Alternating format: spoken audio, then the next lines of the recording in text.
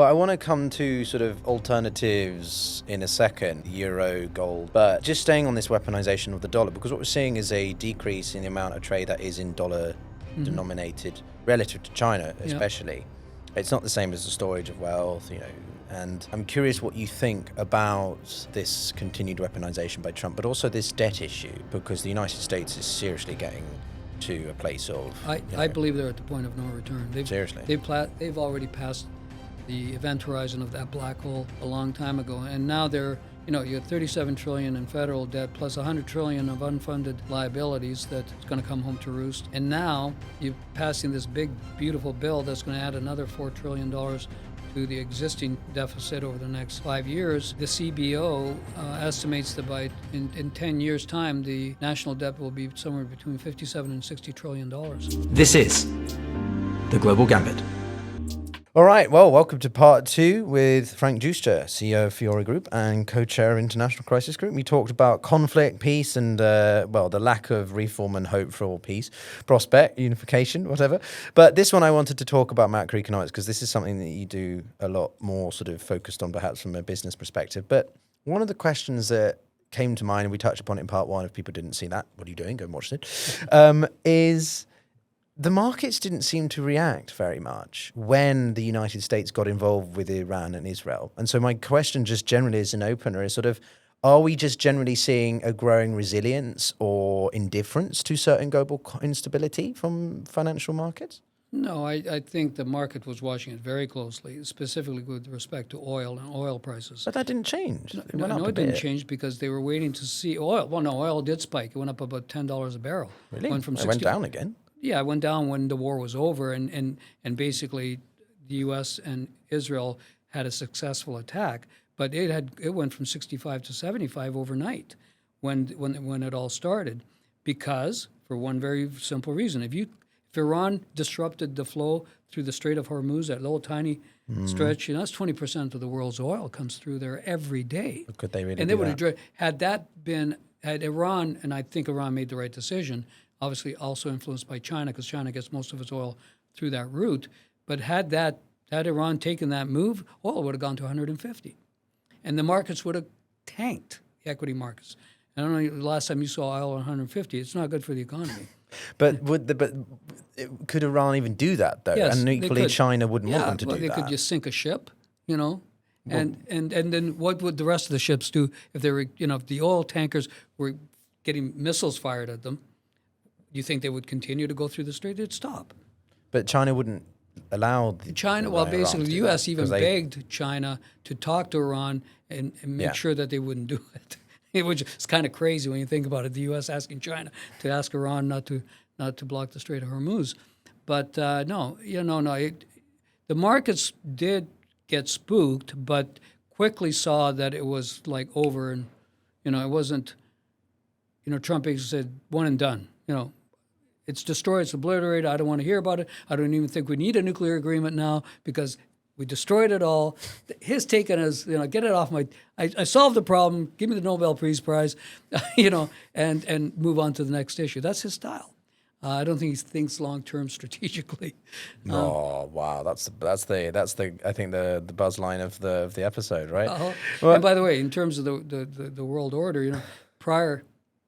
Now, if you were watching this, the changing of the world order, China was gently dismantling the world order. Then Trump comes along and takes a sledgehammer to it. So, and that's what's happened. He wants to tear down the world order, make it all America first, looking inward, be the chief oligarch of his region, and probably let Putin and Xi do their own thing in their spheres of influence. That would be his fantasy. Well, that's why I said at the beginning of part 1 that we're not even in great power competition anymore, because these three are effectively cutting up the world. I think The Economist had an image of the three of them cutting up the globe like it's a pie. So it's not even competition; it's more just camaraderie. Yeah, I think that's kind of naive in today's world, because even if they tried to do that, too many things would happen. It would not work. But that's, I was saying, in his deepest fantasies, that's what he would love. Oh, sure, he's a wannabe strongman, and he'd be the strongman of his region. Sure. That's why he talks about Canada, Greenland, Panama Canal. That's my territory. And Europe. I don't care about Ukraine. You let Europe deal with that part of it, and that's his mindset. But I want to come to Europe later Okay, on. no, But no, I have a specific question about Trump and obviously, or Taco. Because, is this not what he's just doing at this point with tariffs, with respective trade relations? He seems to be making all these threats or, suggestions, and then he gets what he wants and he comes down, or he has to come down. Is it voluntary? I think his or style, if you read his book, The Art knows of how the to Deal. write? Wow, okay. Well, he didn't write it, but he authored it, but he didn't write it. But anyway, his whole attitude is attack, attack, attack, never admit defeat, claim victory all the time, and overwhelm the other side of the negotiation by throwing a rhetorical hand grenade at them and throw them off balance, put them on their back foot, rattle them, and then come in with something that may sound more reasonable to the other side and get his way. So that's his style. The problem is he tried to apply this style in this global trade war, and he took on the entire world at once, in which I thought was kind of misguided. I think if you're going to conduct trade wars, don't take on the whole world at once. You're 4% of the global population. China does twice as much trade as the U.S. with about 150 countries.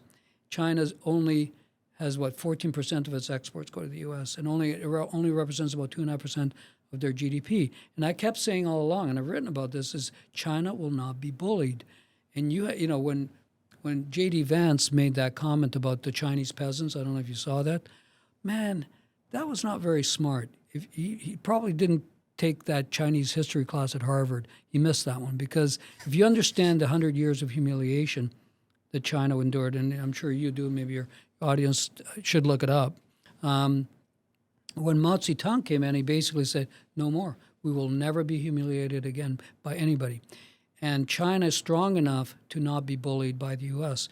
And what I think the outcome will be of all of this trade war hype is not very much. I think at the end of the day, he'll get a deal with Vietnam, for instance, because they're not strong enough to take him on. But he's not going to get the deals he wants out of the EU. He's certainly not going to get it out of China. Okay, I think at the end of the day, he'll be back at square one with the Chinese negotiations. They're not going to give in. They've got way too much power. They control the rare earths, processing critical minerals, everything that America needs. Now America's scrambling to get its own supply chains, but that takes years. You can't do that overnight. That's I'm in the mining business. I know how long it takes to find minerals, develop them, and mine them. It takes decades. So I think that the approach to the trade war, never mind the reasons for it, the stated reasons why, was bring manufacturing home. Okay, was it fentanyl? I don't know. Was it create an additional external revenue source for the government? All these things. So I'm not quite sure what he's after, but I think the approach has left his own people scrambling, trying to figure out what, many times the other side doesn't even know what America wants. They go into meetings, we don't even know what you're asking for. So I have very little hope that these trade negotiations are going to create much of a good result for the U.S. And I think the opposite is also true. It's creating a problem. It's creating economic uncertainty. The thing that businesses hate the most is uncertainty. They can't plan ahead, so they don't make capital investments. They don't hire people. Everybody's very cautious, and it helps drive the economy into recession because businesses freeze when they don't know, are you going to have a 10% tariff on your product or a 50% tariff? Those are big numbers. And the companies that import parts or finished product have to take that into account. So I think this has been handled poorly. I think he's got some smart people around him that are trying to do their best to manage this absolute shit show, of negotiations. But I don't see that, specifically with China, I don't see that the U.S. is going to get what they were aiming for. Well, I want to come to sort of alternatives in a second, the euro, gold, but just staying on this weaponization of the dollar, because what we're seeing is a decrease in the amount of trade that is in dollar denominated relative to China, especially. It's not the same as the storage of wealth, and I'm curious what you think about this continued weaponization by Trump, but also this debt issue, because the United States is seriously getting to a place of... I believe they're at the point of no return. Seriously? They've already passed the event horizon of that black hole a long time ago, and now they're, you have $37 trillion in federal debt plus $100 trillion of unfunded liabilities that is going to come home to roost. And now you're passing this big, beautiful bill that's going to add another $4 trillion to the existing deficit over the next 5 years. The CBO estimates that in 10 years' time, the national debt will be somewhere between $57 and $60 trillion. And that, you cannot stop that train. That train is unstoppable now. And I'll tell you why. Because if you look at the U.S. budget, you look at the makeup of the U.S. budget between non-discretionary spending, interest rate, service costs, and military spending, which they're never going to cut. And in fact, in this budget, they've increased it. That's 86% of your federal budget. Okay? Of the discretionary spending, which was $1.6 trillion last year, half of that, $850 billion, went to military. That means that only half, another $850 billion, is for everything that's discretionary, which every congressman and senator in Congress wants a piece of for their constituents. So, and you saw Musk came in with that whole Doge is the answer, right? Huh? Doge is the answer. It certainly wasn't. The headline was, "We're going to save $2 trillion." Everybody laughed. They saved about what, 50 billion? Yeah, if that. It's obviously, I've seen all sorts of numbers, but it's nowhere close. And he finally had to admit that it wasn't going to work. The system is structured such that you cannot cut costs, and no senator or congressman is going to cut costs. They're just not, because, like I said, most of it you can't even touch, and the parts you can't touch, as small as they are sacred cows. There's a whole herd of sacred cows that people won't touch, and so I'm pretty sure that the path to perdition, this path to a monetary crisis, which I've been predicting for a number of years now, we're well on, and there's no way to stop it. There's no way. There has to be a restructuring. And a restructuring can come in many different ways, but and the easiest is always you inflate it away. You have all this debt, so what do? You print money, and you make that debt worthless, so you can pay back in worthless currency. That's the easiest way. It's just, but that's going to cause havoc at home as well, because now you're heading into what looks like might be a recession, and you add inflation to that, you get this nasty little thing called stagflation. And the MAGA base that elected Trump is not going to be very happy. You got the midterms coming up next year in 2026. If he doesn't deliver some economic good to the MAGA base, I think he's going to have a problem. But that's the thing, though, because the U.S. as the predominantly traded currency versus storage of wealth, right? Yeah. To expand this a little bit more, I'm bullish on Europe, maybe naively hopeful that it can pull its finger out of its arse and do stuff over Ukraine, over its strategic autonomy, etc. But I can't see an alternative to the dollar at the moment. Gold is certainly becoming a place where people are shifting to in this time of perpetual uncertainty. But let me educate you. Go for it. Because I've loved this, because when I started writing about de-dollarization and a reset of the global monetary system about 7 years ago, I got a lot of eye rolls. And in the typical response was, Tina, there is no alternative to the U.S. dollar, or where are they going to run to, where are they going to go? The dollar is so well entrenched in the global system, the trade system. And I said, when there's a will, there's a way. And so what the BRICS have done, and China, again, led by China, they've done several things. And let me walk you, because if people don't understand this part, you don't understand how serious this is for the U.S. dollar in the longer term, okay? Two things have happened. First and foremost, China and the BRICS have created an exact mirror system to the entire Western financial system, okay? And that means settlement, pay, depository, insurance, rating agencies, currency swaps, the new development bank, which now China wants to bring in a number of different countries into, will compete with the World Bank. Everything that the West created, the global financial infrastructure of the West is being copied by China and the BRICS. Okay, that's number one. So, all of it is wired so it sits outside the U.S. dollar system. That's how the wiring is going to work. But what's the predominant currency that it's used? It doesn't need a predominant currency yet. It will.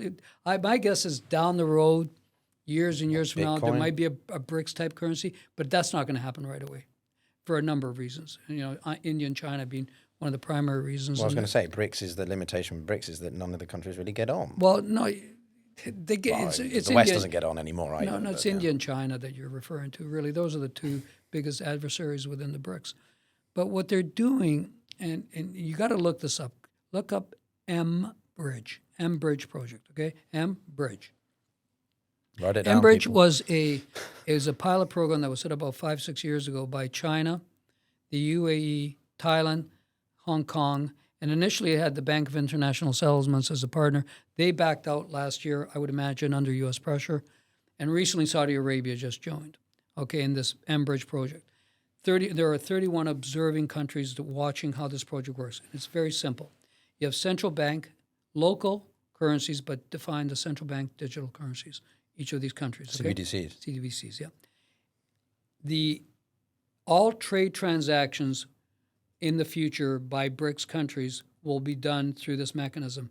Central bank, all forex settlement is done from central bank ledger to central bank ledger between two countries. Okay, so if you want to say China is trading with the UAE, so they're trading with dirhams and yuans, okay? And the biggest criticism of that kind of structure, when I started talking about this a number of years ago, was, people said, yeah, but that'll never work because what is Saudi Arabia or UAE going to do at the end of a trading period with a whole bunch of unwanted currency? At least with U.S. dollars, the global safe haven currency, and that's why so many central banks have it as their primary reserve currency.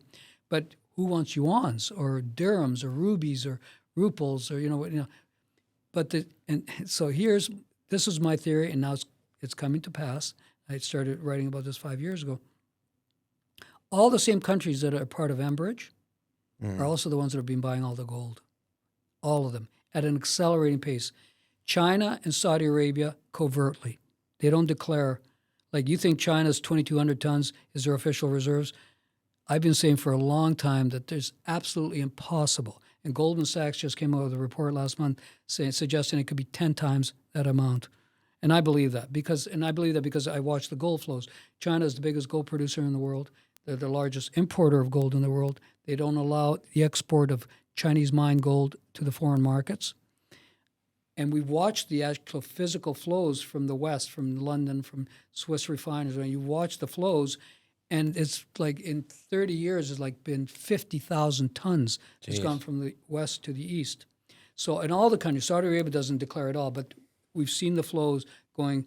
It's a lot. They've started buying in 2015, and they've accelerated their purchases. They're not declaring it. So you have to ask yourself why. And my theory is that it addresses this issue of unwanted currency. So you take two trading nations. Let's say it's China and Saudi Arabia. And at the end of a period, every quarter, every year, whatever, Saudi Arabia is sitting with, in their bilateral trade, they're sitting with a bunch of yuans they don't want. Instead of putting them in the reserves, now you can go to the Shanghai Gold Exchange and exchange your yuans for physical gold. And the Chinese just opened a warehouse in Hong Kong where that physical gold is going to be stored. And their ambition is to create those warehouses in other parts of the world. So you net settle your unwanted currency with gold. It's that simple. The mechanism is simple. It doesn't require a brand new currency. All they want to do is to be able to trade outside of the U.S. dollar system so they're not subject to sanctions, which the U.S. has sanctioned 60% of, a third of the world is under U.S. sanctions, 60% of which are poor countries, okay? So it avoids the sanctions issue, and it also avoids this problem of having too many dollars when the U.S. is going towards a fiscal cliff. Okay, so now that's why the gold purchases are accelerating now, is because of those two issues. So where does that leave the West then? I wanted to ask you a bit about Europe because I do like to believe in Europe. It does have a growth issue. There is a productivity issue, specifically in the UK, right? Productivity has never been the same since 2008 in the crisis. You know, the euro is more dependable, but there is this issue of they need to integrate further for fiscal policy and also capital markets. Well, they haven't integrated at all in the fiscal policy. No, but what I mean is they need to do that if they want to be a real, true macro player. They have soft power, sure, but like if it's not backed by a military entity and the macro. So is Europe anywhere relevant here, or it's just about whether America can minimize this pathway or this scenario you're talking about? I don't know. And again, I think the problem with the original European design was a monetary union without a fiscal union, and that was I'm not sure how anybody thought that was ever going to work long term. So you're right, and that is a problem. And I don't know how they address it, but if they could, great. I don't see a path. Right? Yeah, do you see a realistic path of how many countries coming together and agreeing on that? Oh, Hungary's no problem at all. Yeah, I know. So I think that's problematic. This whole idea now that they in order to counter Russia, because the U.S. has abandoned Europe in a sense, is to build Europe's own military deterrence and spend a fortune on that. Well, that's going to add to the debt pile. You know, that $13 trillion isn't going to come for free. There's a cost to that. So, by the way, I personally, and again, I can be proved wrong, but I think this is an overreaction by Europe with respect to Russia. Really? I know people, you'll probably disagree with me, but I don't think Putin has any ambitions to attack Europe, which has been the premise that everybody's is going with. That we have to now. America's abandoned us. Now we have to spend all these trillions and trillions of dollars to build our own defenses because Russia is a threat to Europe. Again, I said this earlier. You can call Putin a lot of things, but he's not a madman. He's not crazy. Why would he attack NATO? To what end? Because it's crumbling. For World War III? Because it's crumbling. No, but NATO's still equipped to. You're talking about a nuclear coalition of countries. You're going to attack them to what end? It'd be suicide on both sides. So I've never bought that. I think there's a lot of hype, and you got the military-industrial complex in the U.S., which is just rubbing their hands because they hope to create all these weapon sales, and they're getting the whole world to weapon up. Rheinmetall's stock price has been doing well. Yeah, no, and listen, and this is great and it's the military-industrial complex that influences what Congress does. I mean, that's a fact. I sit on I'm a funder of the Quincy Institute. I don't know if you're familiar with the Quincy Institute, but their whole mandate. John Mearsheimer will be joining us at some point. John Mearsheimer will be joining us at some point. Yeah, John. Yeah, I love listening to John. But they were created to prevent the existing system from causing senseless wars. And when you look at how these policies are made, the think tanks that are created by the hawks, which are integrated with the military-industrial complex, and how they influence Congress to make decisions, policy decisions, how they creating fear in the system so that you have to spend more and more on military. That's all. It's money. This is a money business.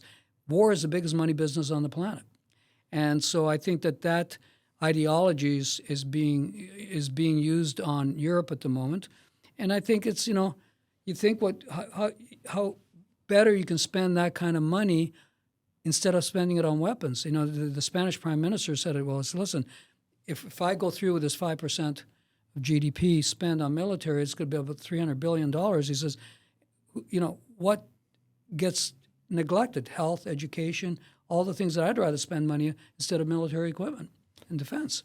So I have my own views. These are my personal views. I think that, the warmongers in this world are all making a fortune from war and fear of war. Well, the last question I have for you, Frank, is your favorite. It's crypto. No, I just wanted to hear it very quickly. What do you think about this growth of Bitcoin? I mean, it's at 110,000 now, but also maybe your emphasis on, okay, two completely unrelated questions. Any thoughts on crypto vis-a-vis gold? But also we talk about restraint, we talk about isolationism, we talk about interventionism, right, as a grand strategy, as a foreign policy of the United States and other countries. What's that got to do with crypto? None. I just wanted to, because you mentioned restraining currency, so I want to ask you about that. One quick last question. I'll answer the crypto first. Listen, a lot has been written about my dislike of Bitcoin, but I said this in another interview yesterday. I was never against Bitcoin. I don't care about it. People can buy Bitcoin. It goes up. They can make a lot of money. That's wonderful. What I was always upset about when the Michael Saylor types, who I debated in 2020 on gold versus crypto, that the stuff that comes out of his mouth is reckless. It's not true. He's misleading people. He's saying outrageous things. He said gold is the king of garbage investments. He said that he said the $400 trillion of global assets, $400 trillion global assets are going to flow into Bitcoin. Bitcoin is going to be priced at $13 million a coin. Ridiculous, stupid stuff that people believe. And he's created this FOMO in investors that they need to buy, because most of the people buy Bitcoin aren't buying it as a store of value like you would buy gold. They're buying it to make money. It's the greed factor when you have all these talking heads on the internet and on social media saying that crypto is going to go to $1 million this year, and they've been saying that for years now. $1 million every year this year is going to be $1 million. And what does that create? That creates this fear of missing out. This greed factor. So people are buying Bitcoin to make money. Most of them. Very few, I think, are buying because they go, listen, I can buy my Bitcoin, put it away forever, and that's my store of wealth. It will never be touched. And if the world goes to hell in a handbasket, I got my Bitcoin. That's how most people buy gold. The people that buy physical gold, not traded, the ETFs, but the people that buy physical gold buy it and keep it forever because it's a portion of, say, 10 to 15% of their portfolio, and that's their hedge against all human stupidity. Anything that happens, that gold throughout the centuries has retained its value. So what Bitcoin has tried to do in the last number of years, starting about 5 years ago, was to compare Bitcoin to gold and say it's better than gold and it should replace gold. And all I say is, listen, nothing against Bitcoin, guys, but if you look at the facts, and I can chart this out for you, Bitcoin does not trade like gold. Bitcoin is a risk-on asset. So when risk is on and people are buying equities, buying the tech stocks, everybody's flush, Bitcoin goes up, gold goes down. When you have economic turmoil, market crashes, geopolitical, Bitcoin goes down, gold goes up. So they're not the same thing. They don't trade alike. And I've just pointed that out to people. And I say, you want to buy Bitcoin, knock yourself out. I don't care. You're there to make money, fantastic. God bless you. But please don't call it gold. It's not. Now, it aspires to be gold, and because of its completely limited supply, finite supply, theoretically, it could behave in that manner. So why wouldn't I buy it personally? I don't own any Bitcoin. My reason is because I want to sleep at night. I know that physical gold cannot be hacked. It cannot be traced. It cannot be stolen. It cannot be stolen by the government. If the U.S. government decided tomorrow that all of a sudden they were against Bitcoin because it was jeopardizing the U.S. dollar, it's quite easy to make Bitcoin worth a lot less than it's trading at today by just saying, okay, it's illegal to buy Bitcoin, or you can only buy so much, or you're going to get taxed, or if it's absolutely legal, we can cut off the on-ramps and the off-ramps so you can sit there with your Bitcoin and your cold wallet, but what are you going to do with it? And what's going to be worth if it's against the law? It's just all these things. And, there's answers. The Bitcoin crowd has answers for all this, but I keep saying I'd rather sleep at night. I know the central banks around the world have been buying nothing but gold for the last 15 years, and especially in the last 3 years. Do I see any central bank buying Bitcoin? Where am I going to lay my bets? To me, it's just, I'm just weighing the two and going, where do I want to keep my money? That's all I'm saying, folks. Sorry to any Bitcoin guys. Yeah, and on the other thing, we have to be restrained. One word, how would you say to my other question? Which one? How do we manage foreign policy? Restraint, isolationism. what's the way forward for international, approaches? America needs to be more restraint. Yeah, you can. That's an easy thing to say. America's going through a bit of a soul-searching exercise right now. They've seen how much money was wasted in senseless wars. Trump came in, and I actually believe that Trump came in and with the right view of the world, that he didn't want any of these wars. He'd rather focus on the economy and America first. But you have to understand the power of the military-industrial complex and how much is part of the system. And it's very hard to get away from people that would answer any problem by saying, just bomb them. Counterterrorism. What did that achieve the last 25 years? All these counterterrorism operations in Africa, what's it achieved? Nothing. It's only increased the number of insurgents that are now fighting against it. This war on terror was a war without end. It was a war without an enemy. It was just a war on a concept. And I think that has been very destructive for the world and for America.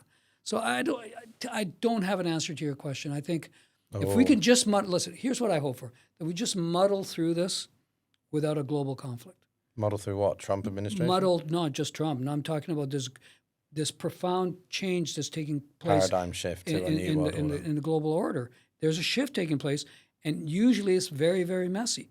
So all I hope, and I pray for my own children and people's grandchildren, that we can get through this without a major global conflict. That's my only hope. We're going to go through a very messy time, and there will be conflicts of sorts, but you don't want an all-out war between China and the U.S. or Russia and the U.S. Well, and on that cheery optimism, based here in London, which is the country of hopeful optimism, Frank Giustra, thank you very much. It's been an absolute pleasure. And thanks for watching, everyone. See you soon.